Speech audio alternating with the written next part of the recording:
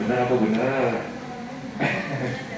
Pada saat kehamilan itu biasanya dibawa terus, mau USG, mau ketemu dokternya, mau kemana. Tapi kalau udah anaknya lahir, udah nggak dibaca tuh. Baik, kita mulai saja. Oke, ada 5 poin yang akan kita bahas pada pagi hari ini, yaitu pertama memahami arti tumbuh kembang, kemudian mengenali tahapan perkembangan anak, deteksi dini keterlambatan, mendukung stimulasi di rumah, dan nanti kita resum. Kalau kita tahu di sini yang bawa adik-adik semua anak kok bro, rata-rata kedua, ketiga, kedua, ada yang pertama. Nah, kita belajar sedikit-sedikit ya. Oke. Jadi kebanyakan orang tua taunya itu memberikan pertumbuhan pada anak. Gimana anak itu diberikan ASI, gimana anak itu diberikan susu, gimana anak itu diberikan makan. Tapi perkembangannya tidak. Ya, jadi beda. Tumbuh adalah perubahan fisik, ukuran tubuh yang bisa diukur secara kuantitatif. Misal berat badan, panjang badan, tingkat kepala, itu diukur, itu tumbuh. Itu tujuan kita memberikan makanan, nutrisi, dan lain-lain. Tapi perkembangan, yaitu peningkatan kemampuan, fungsi, dan keterampilan yang sifatnya kualitatif. Misal, kemampuan motoriknya, baik motorik halus, motorik kasar, bicara, dan personal sosial. Ini maksudnya apa yang perkembangan? Kok anak saya umur sekian bulan belum bisa tekuk gitu? Kok umur sekian anak saya belum bisa jalan ya? Itu perkembangan ya. Nah, kenapa? Nanti kita lihat. Dan keduanya itu harus berjalan bersamaan. Jadi yang namanya makan, berat badan nambah. Nah, ini makan kertas adiknya. Jadi bukan kertas yang dimakan ya. Semuanya harus berjalan bersamaan. Kalau ada yang keterlambatan, maka segera dievaluasi. Ya. Oh, bilang dulu. Oke, pertemuan. Ada yang bawa buku pink, buku KIA-nya? Ada yang bawa? Oh, pas ada ya. Oke, siap. Bisa lihat. Ini yang pointer yang mana? Oh, siap. Oke. Mungkin kalau ke Posyandu lihat Ibu Bidan gitu kan, ngeplotnya grafik-grafik ini. Pernah ada lihat yang bagian belakang? Ya. Inilah pertumbuhan. Jadi ini ada grafik. Kalau pink itu perempuan, kalau biru itu laki-laki. Kemudian grafiknya ada berat badan anak berdasarkan panjang badannya. Jadi satu anak dihitung utuh berat badannya sekian, panjang badannya sekian. Oke. Terus ada berat badan berdasarkan usia. Jadi usia 1 tahun itu rata-rata berat badannya berapa sih? Seperti itu. Jadi dia dibandingkan dengan teman-teman yang seumurannya. Itu grafiknya juga ada. Kemudian terus tinggi badan berdasarkan usia juga ada. Usia sepantarannya saat sekolahan kok dia pendek sendiri gitu. Nah itu juga perlu kita waspadai. Ya, apakah stunting, apakah sejenis itu, perawatan pendek. Oke. Yang paling penting juga adalah adanya lingkar kepala seperti itu.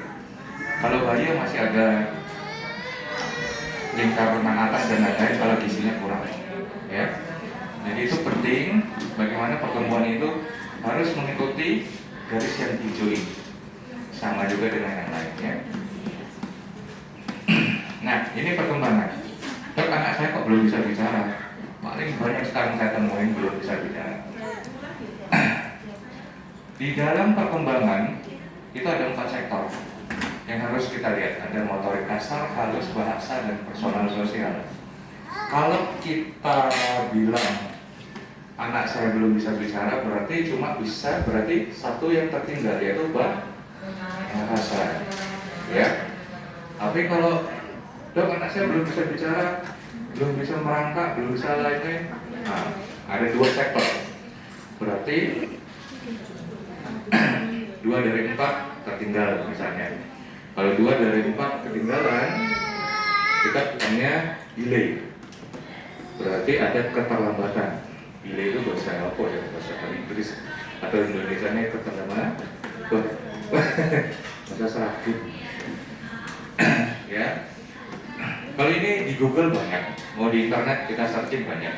Ini ranahnya dokter spesialis. Nanti kita akan melihat umur, kemudian ada 4 sektor, mana nih berdasarkan usia kita tarik. Nah, keterlambatannya di mana? Seperti itu. Oke, apa sih yang mempengaruhi tumbuh dan kembang? Pertama genetik orang tua, kedua gizi, ketiga adalah pola asuh, keempat adalah kesehatan dan penyakit berulang. Ini banyak kasus yang saya dapat di rumah sakit. Genetik. Kemarin saya dapat anak SMP ya, beratnya udah 105 kg. Saya aja masih 80-an beratnya. Obesitas. Ternyata genetik orang tuanya gede memang, besar-besar. Ya. Terus ada juga yang orang tuanya kecil kurus, anaknya ya kecil kurus, ya itu enggak, itu sulit makan bola anaknya ya. Terus pola asuh juga mempengaruhi watak dan karakter, mempengaruhi kesehatan dan penyakit berulang. Ini juga mempengaruhi bagaimana anak-anak itu nutrisi yang didapatkan dipakai untuk proses penyembuhan. Nah, yang perlu kita ketahui adalah periode emas atau 0 sampai 5 tahun.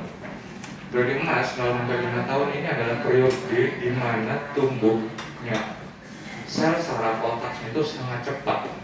Jadi kalau ada ketertinggalan baik bahasa, baik berat badan yang ketinggalan, kejar sebelum umur 5 tahun. 80% perkembangan otak sebelum usia 3 tahun dan perlu nutrisi dan stimulasi yang optimal. Nah, ini agak sulit bacanya agak sulit dari jauh.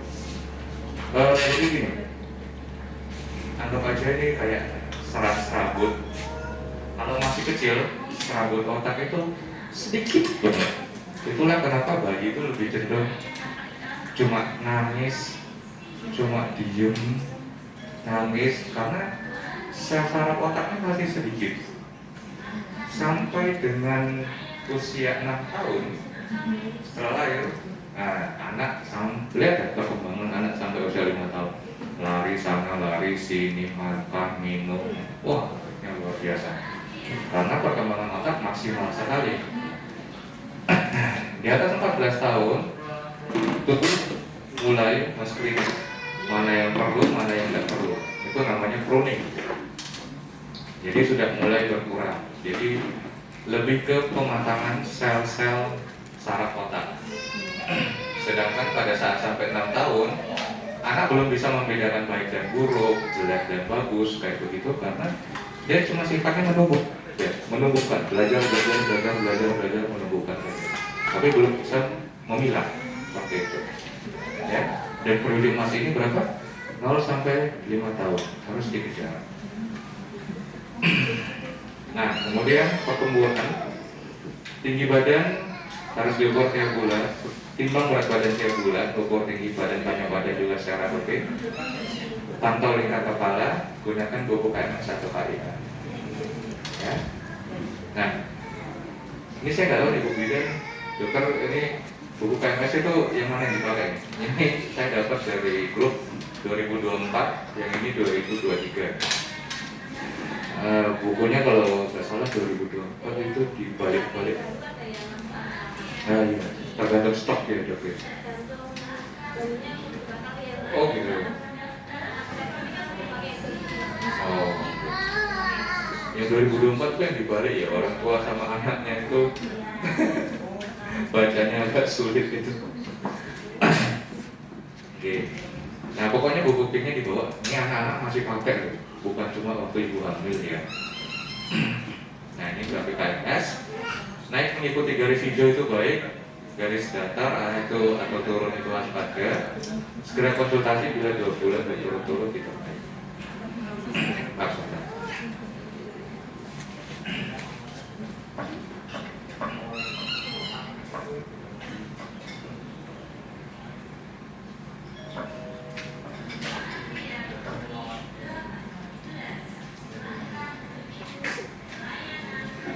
Baik. Apa sih maksudnya kayak begini? Dok? Nah, yang tadi yang saya lihat di depan tentang grafik-grafik garis-garis. Kan ibu-ibu kan ke posyandu tuh, ditimbang berat badan, tinggi badan, betul? Panjang badan, betul kan? Kalau grafiknya sesuai ke arah garisnya naik, artinya normal. Gitu. Ada perasaan nggak ini sebelumnya? Tahu lah ya. Mungkin ada yang mungkin anak pertama baru tahu kok di titik-titik ini apa gitu ya. Itu maksudnya melihat perkembangan berat badannya. Dok, anak saya normal nggak sih berat badannya? Di buku pink Pak Dok, di posyandu itu tidak selalu tulis ya. Ini normal, jadi di titik ini bulan pertama naik, bulan 2, 3 dan seterusnya, setahun, 2 tahun naik terus. Ya alhamdulillah puji Tuhan naik ya. Gitu. Oke, itu normal. Dan kita lihat. Ini ada 3 titik yang warnanya beda, stuck dia. Kok berat badannya nggak naik? Nah kenapa? Nah itu tadi yang saya bilang di depan. Bisa karena penyakit yang lain, nutrisinya kurang mencukupi, genetik, kayak gitu bisa aja. Ini namanya weight faltering atau tumbuhnya tidak sesuai dengan atau tumbuhnya sejajar tidak sesuai dengan arah garis pertumbuhan. Arah garis pertumbuhan kan melengkung ke atas terus nih. Ini agak lurus, oke? Nah, ini perlu dipertanyakan kok bisa kayak gitu. Ya. Lebih buruk lagi yang ini stuck terus udah 5 bulan berturut-turut, 6 bulan berturut-turut tidak mau. Nah ini bahaya. Ini bisa-bisa nanti di bawah garis merah jatuhnya gizi buruk. Kalau gizi buruk harus dikejar kurang lebih dalam 5 tahun pertama ya. Kemudian perkembangan kita ketahui bersama yang tadi bahwa ada motorik kasar, halus, bahasa, dan personal sosial. Contohnya apa? Ini Denver, ini oleh dokter spesialis anak. Misalnya motorik kasar itu kayak gini, tengkurap, ya, duduk, merangkak, berdiri, berjalan, ya, itu motorik kasarnya. Kalau motorik halus, ya, itu kayak menggunakan jari-jarinya, menggenggam, ya, menjemput. Misalnya ada yang latihan ngambil beras, latihan ngambil menggenggam pasir, gitu. Itu motorik halus. Kemudian mencoret-coret, dia fokus pada penggenggaman pulpen atau pensil, ya, motorik halus. Menyusun balok. Jadi kalau beli mainan buat anak-anak, sesuaikan umur ya. Kadang-kadang mainannya usia 3 tahun ke atas ya, anaknya baru setahun. Jadi tidak mainannya mubazir, yang jauh seperti itu. Jadi mainan yang tidak mengasah motorik halus. Karena zaman-zaman kita dulu aja, zaman-zaman ibu-ibu mungkin balok-balokan, disusun seperti itu. Enggak harus balok ya. Di rumah anak saya itu nyusun sembarang disusun, pokoknya bisa jadi tinggi. Ya kayak gitu harus tahu, karena membutuhkan kita perspektif, tapi buat anak-anak dia butuh konsentrasi untuk menyusun 2 balok, 3 balok, 4 balok seperti itu. Terus makan sendiri itu kayak ngedot, makan sendiri itu butuh koordinasi untuk bisa masuk ke dalam mulut, itu juga motorik halus ya. Nanti usia-usia yang dia sudah bisa ganti baju sendiri, membuka lepas baju kancing itu juga motorik halus. dokter itu. Nah, bahasa standar ya, harus bisa mengoceh, mengucapkan satu kata, menyusun kalimat sederhana, ajak anak untuk sering berbicara dan membaca buku. Siapa sih yang masih sering ngasih anaknya YouTube? Enggak ya? Karena nanti terlambat bicara. Oke. Anak tenang gitu terus terlatih bicara. Oh, mantap. Iya, betul, Bu. Kita gitu, langsung aja kali ya. Jadi tiktokan aja gitu. Ya. Terlambat bicara tuh betul, Bu. Karena komunikasinya satu arah. Dia bisa melihat tapi nggak ada feedback dari TV. Kemudian kedua, blue light atau sinar biru itu menyebabkan anak-anak fokus aja pada TV-nya tanpa ada interaksi. Jadi ngomongnya nggak ada. Saya punya putra dan punya ponakan, saya bandingkan. Ponakan saya itu di Palembang, di asuh sama opung ya. Itu pakai YouTube.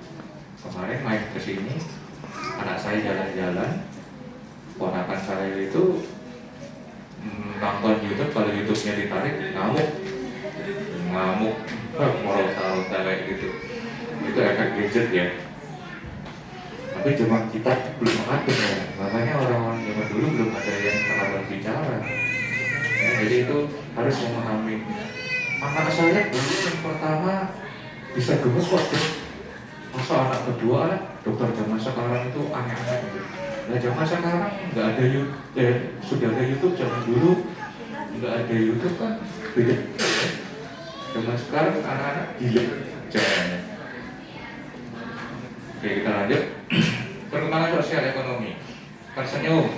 Nah, ini dia awal-awal juga. Terus bisa bermain dengan temannya. Ya, nah, bermain, berinteraksi itu juga hal yang perlu kita waspadai karena ada beberapa anak kecil banget. Misalnya saya sampaikan kayak autisme atau ASD, autism spectrum disorder, itu tidak mau berinteraksi, dia asik dengan dunianya sendiri. Ya, itu kita perlu waspadai. Kemudian mengenal aturan, saya bilang, adik nggak boleh loh ya, nggak boleh seperti ini, nggak boleh seperti itu, gitu ya. Kemudian belajar mandiri, itu juga kita harus melatih. Tanamkan di dalam diri bahwa anak adalah pembelajaran paling baik pada anak adalah mencontoh. Jadi kalau orang tua ngasih contoh yang nggak baik, anak nyontoh yang nggak baik. Anak itu adalah pencontoh paling ulung, paling pintar di dunia. Jadi kalau orang tua yang nyontoh yang nggak bagus, anaknya ngikut tuh, gitu ya. Gak usah orang tua deh, orang yang ada di sekitar dalam rumah kan kadang-kadang ada eyangnya, ada bulitnya gitu ya. Ya. Stimulasi di rumah ini, kalau kita lihat, ajak bermain, bacakan cerita, bernyanyi bersama, batasi gadget. Jadi yang diperlukan adalah interaksi. Zaman sekarang terus ada yang jawab dalam hati, kan saya kerja dong, gimana dong kalau kayak gitu? Ya mau nggak mau ya, kita harus ajarin waktu ya. Nggak bisa, kita kerja buat siapa sih? Buat anak juga kan? Gitu. Terus ini ada tahap perkembangan yang kita lihat di buku KMS itu ada loh ya. Ada yang sempat nanya saya gini, dok apa yang perlu kita perhatikan pada anak usia sekian, dok apa ada anak saya? Dan di buku KMS itu sudah ada loh sebenarnya. Oke. Ini anak harus ngapain sudah bisa apa pada umur 29 hari sampai 3 bulan kan udah. Tapi kesempatan biasanya mungkin enggak begitu, lebih enak nanya. Jalan baca ingat begitu. Ini juga perkembangan anak usia 9 bulan, 14 bulan, sampai ini 2 tahun. Okay. Pola asuh yang positif, penuh kasih sayang, tidak membentak. Nah, tidak membentak ini kalau kita zaman dulu polanya POC ya. Kok sebenarnya anak manos kayak gitu-gitu ya zaman dulu ya. Tapi sekarang pola asuhnya harus yang demokratis, penuh kasih sayang. Kalau kita lihat di TikTok banyak storytelling itu menceritakan tentang perkembangan anaknya, nggak boleh gini, nggak boleh gitu, ya harus kita filter gitu. Kadang-kadang kita perlu tekan atau disiplin buat anak-anak. Terus berikan pujian, afirmasi positif. Kalau misalnya dia sudah bisa melakukan, adik pinter ya, pinter udah bisa gini, tepuk tangan gitu ya. Terus memberikan contoh yang baik. Nah, yang mau saya tekankan di Pulau Langsung adalah ini. Penggunaan gadget itu boleh di atas usia 24 bulan. 24 bulan itu berapa tahun? 2 tahun ya. Jadi 2 tahun baru boleh gadget. Itu pun tidak boleh lebih dari 1 jam per hari. Ketiga, kalaupun kita menggunakan gadget, tidak harus didampingi oleh orang tua.